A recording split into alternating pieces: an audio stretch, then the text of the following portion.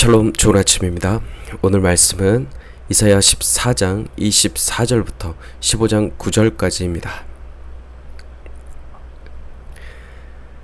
만군의 여호와께서 맹세하여 이르시되 내가 생각한 것이 반드시 되며 내가 경영한 것을 반드시 이루리라.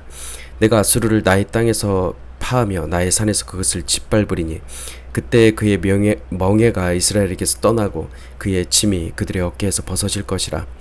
이것이 온 세계를 향하여 정한 경영이며 이것이 열방을 향하여 편 손이라 하셨나니 만군의 여호와께서 경영하셨은즉 누가 능히 그것을 패하며 그의 손을 펴셨은즉 누가 능히 그것을 돌이키랴. 아하스 왕이 죽던 해에 이 경고가 임하니라. 블레셋 온 땅이여 너를 치던 막대기가 부러졌다고 기뻐하지 말라. 뱀의 뿌리에서는 독사가 나겠고 그의 열매는 날아다니는 불뱀이 되리라. 가난한 자의 장자는 먹겠고 궁핍한 자는 평안히 누우려니와 내가 내 뿌리를 기근으로 죽일 것이요 내게 남은 자는 살육을 당하리라. 성문이여 슬피 울지어다. 성읍이여 부르짖을지어다. 너 블레셋이여 다 소멸되리로다. 대지 연기가 북방에서 오는데 그 대열에서 벗어난 자가 없느니라. 그 나라 사신들에게 어떻게 대답하겠느냐. 여호와께서 시온을 세우셨으니 그의 백성의 공고한 자들이 그 안에서 피난하리라 할 것이니라. 아멘. 본문은 아수르와 블레셋을 향한 하나님의 심판을 다룹니다. 본래 아수르는 이스라엘을 징계하기 위한 하나님의 도구였습니다. 그러나 이제 그들 역시 심판을 받을 때가 이르렀습니다. 하나님께서 뜻을 정하셨기 때문에 이를 막을 자는 아무도 없습니다. 특히 주님께서는 아수르가 차지하고 있던 땅을 나의 땅이라 부르십니다. 그 땅 역시 태초에 여호와 하나님께서 직접 창조하신 하나님의 소유이기 때문입니다. 결국 아수르는 하나님께서 창조하신 거룩한 땅을 불법 점령하고서는 내 자리를 높이리라 하나님과 같아지리라 소리친 것입니다. 하나님은 교만하게 그렇게 외치던 아수르를 그 땅에서 파하시고 그들을 짓밟으시겠다 선포하십니다. 신학자들은 역사적으로는 이것이 예루살렘을 포위한 사네립의 군대가 갑작스럽게 전복된 사건으로 보고 있습니다. 아수르가 심판받는 날이 하나님의 백성이 자유와 안식을 누리는 구원의 날이 된 것입니다. 시간의 흐름으로 보면 아수르는 바벨론보다 먼저 멸망했습니다. 그런데도 본문에서 아수르가 바벨론의 뒤에 언급되는 이유는 바벨론이 하나님을 대적하는 악한 세력의 대표적인 상징으로 여겨지기 때문에 먼저 설명한 것입니다. 그래서 아수르는 바벨론과 같은 범주에 포함되어서 뒤에 다루어지고 있습니다. 온 세계와 열방을 향한 하나님의 뜻이 선포됩니다. 바벨론의 몰락과 아수르의 멸망은 결코 우연이 아닙니다. 역사의 주관자이신 하나님의 세계 경영 안에서 이루어진 일입니다. 하나님께서 온 땅과 열방을 향해 세우신 그 계획은 반드시 이루어지고야 마는 것이죠. 그 어떠한 존재도 그분의 지혜와 능력에 감히 견줄 수 없는 것입니다. 주님께서 정하신 뜻은 반드시 성취됩니다. 아하스 왕이 죽자 블레셋은 자신들을 누르던 유다의 막대기가 부러졌다 하면서 방심하고 기뻐했습니다. 그러나 하나님은 선지자 이사야를 통해 너를 치던 막대기가 부러졌다고 기뻐하지 말라 경고하십니다. 우시아에서 아하스로 이어지며 유다의 세력이 약해진 듯 보였으나 그 뿌리에서 그보다 훨씬 치명적이고 맹렬한 왕 히스기야가 일어납니다. 이는 지난날에 앞서가는 비교할 수 없을 만큼 무서운 재앙과 심판이 블레셋에게 임할 것임을 보여주는 장면입니다. 한편 이사야 14장 30절에서 선지자는 극심한 고통에 처한 유다 백성을 가난한 자의 장자라 부릅니다.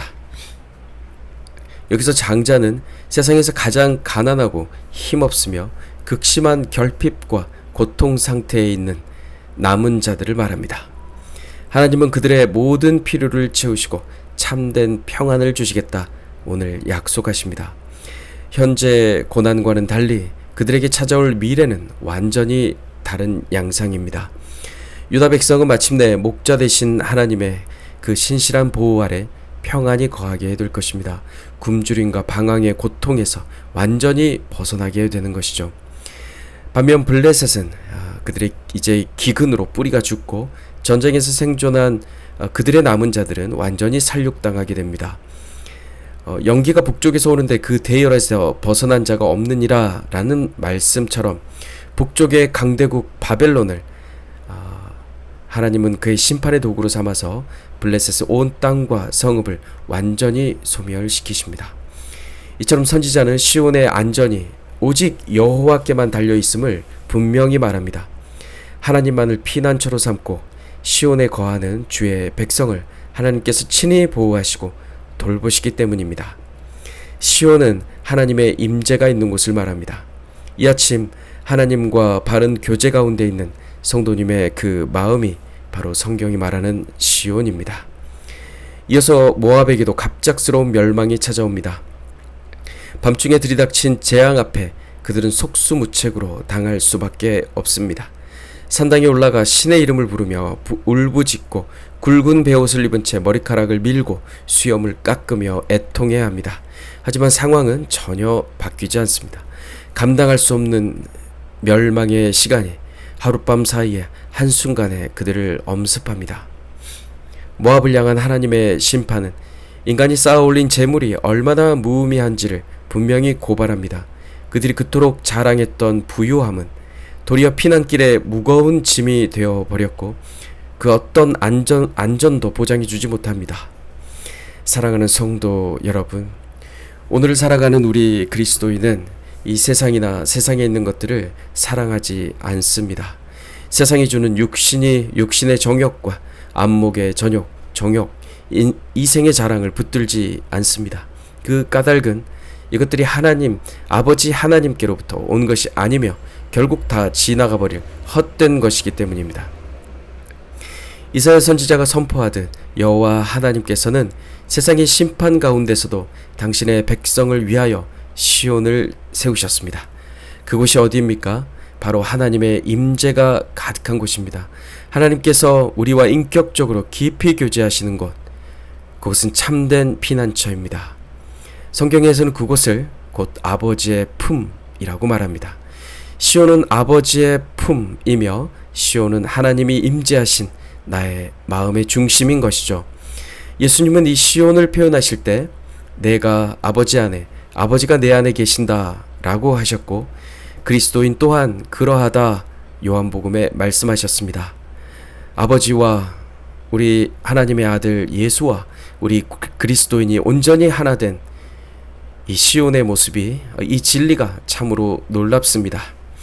이 아침 우리는 십자가를 지신 예수 그리스도를 힘입어 담대히 아버지 하나님께 나아갑니다. 나아가는 그곳이 시온이며 시온을 주님은 끝까지 돌보시고 보호하십니다. 세상 나라들은 무너지고 끝내 심판을 피할 수 없습니다. 그러나 예수의 품에 거하는 자는 결코 흔들리지 않습니다. 거룩한 품에 거하는 것이, 그의 거룩한 품 속에 안기는 것이 바로 주님께서 성도님을 향해 작정하신 선한 계획임을 믿으시며 오늘 하루 은혜 안에 거하는 시간 되시기를 축복합니다. 샬롬.